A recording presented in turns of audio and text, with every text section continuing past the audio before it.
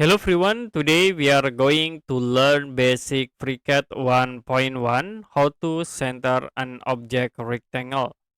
You can go to parametric body and create new sketch. I will use the top plane.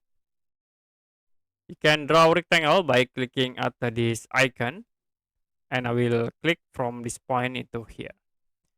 Now if you want to find the center point of this rectangle, we can use the point tools, and after it use the symmetric constraint.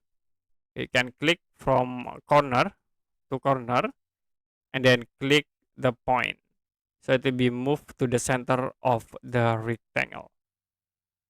Okay, that's it for basic FreeCAD 1.1 how to center object a rectangle.